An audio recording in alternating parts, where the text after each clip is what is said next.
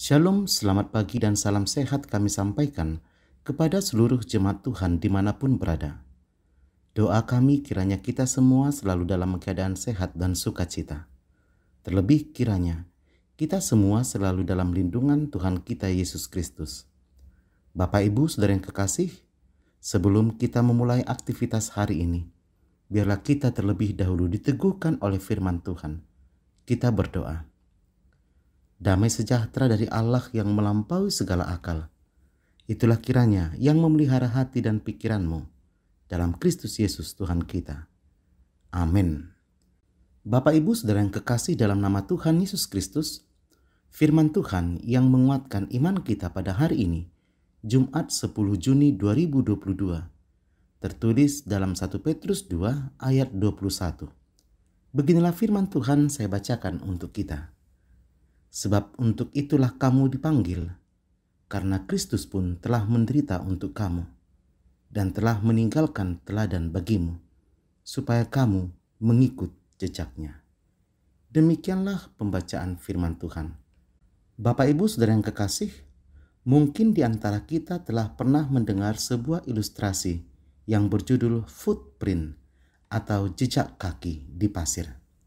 Saudara, dalam perumpamaan itu dituliskan bahwa satu malam seseorang bermimpi. Dia bermimpi berjalan bersama Tuhan di sepanjang tepian pantai. Di ujung selangit tergambar peristiwa-peristiwa dari kehidupannya. Di setiap kejadian ia memperhatikan ada 2 pasang jejak kaki di permukaan pasir. Satu jejak kakinya dan lainnya jejak kaki Tuhan. Pada penayangan peristiwa di akhir hidupnya, dia kembali melihat jejak kaki di atas permukaan pasir itu. Dia memperhatikan bahwa banyak sekali di dalam kehidupannya hanya ada 1 jejak kaki. Dia memperhatikan bahwa saat-saat itu adalah saat-saat genting dan penuh kesedihan dan penderitaan. Hal itu sungguh membingungkannya, dan ia bertanya kepada Tuhan tentang hal ini. Tuhan, Engkau berkata, bahwa sekali aku memutuskan untuk mengikutmu, Engkau berjanji akan berjalan berselamanya bersamaku. Tetapi aku juga memperhatikan pada masa aku mengalami kesukaran dan penderitaan dalam hidupku, hanya ada 1 pasang kaki. Aku sungguh tidak mengerti mengapa di saat-saat aku membutuhkanmu, malah Engkau meninggalkanku. Akan tetapi Tuhan menjawab, anakku yang kukasihi, aku mengasihimu dan tidak pernah meninggalkanmu. Pada saat-saat pencobaan dan penderitaanmu, saat di mana engkau hanya melihat ada 1 pasang jejak kaki, itulah saat di mana aku menggendong kamu. Dalam arti saudara, di dalam penderitaannya, manusia sering berpikir bahwa Tuhan meninggalkannya.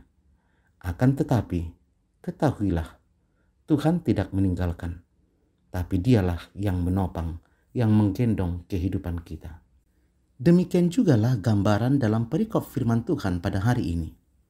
Perikop hari ini mengatakan, sebab untuk itulah kamu dipanggil, karena Kristus pun telah menderita untuk kamu, dan telah meninggalkan teladan bagimu, supaya kamu mengikuti jejaknya.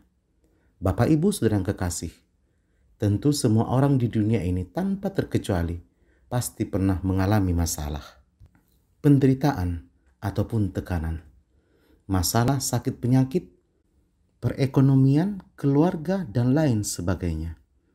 Bapak Ibu Saudara yang kekasih, berbicara tentang masalah dan penderitaan, tidak ada seorang pun yang rela mengalaminya, walau kenyataannya hampir dari setiap di antara kita pasti memiliki permasalahan. Permasalahan dan penderitaan itu bukan datang karena dicari. Bahkan ia begitu saja datang tanpa diundang.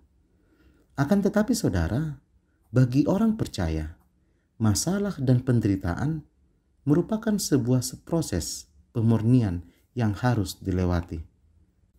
Bahwa tidak ada orang percaya yang tidak memiliki penderitaan. Akan tetapi kita harus percaya, di dalam penderitaan kita, Tuhan senantiasa menjaga dan memelihara umat-Nya. Apapun penderitaan yang kita hadapi dalam hidup kita pada saat ini, firman Tuhan mau mengajarkan kita, tetaplah jadikan Yesus menjadi teladan di dalam menghadapi penderitaan. Mari kita lihat saudara, bagaimana Tuhan Yesus Kristus dengan taat dan sabar menjalani penderitaan yang sungguh begitu luar biasa. Tuhan Yesus bukan mencari-cari masalah dan penderitaan. Akan tetapi itu adalah bagian dari kehendak Tuhan. Saat hendak memasuki jalan salib dan bergumul di Taman Getsemani, Tuhan Yesus berdoa agar kiranya jika cawan itu dilalukan daripadanya.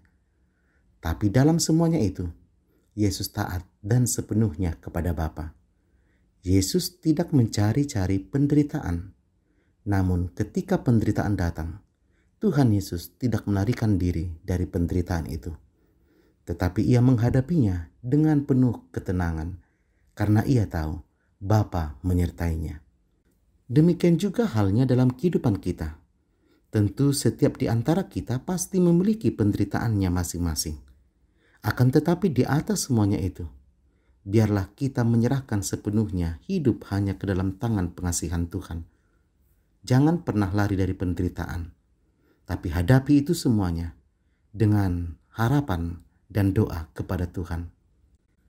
Percayalah bahwa melalui penderitaan juga Tuhan mau menunjukkan cinta kasih-Nya dalam kehidupan kita.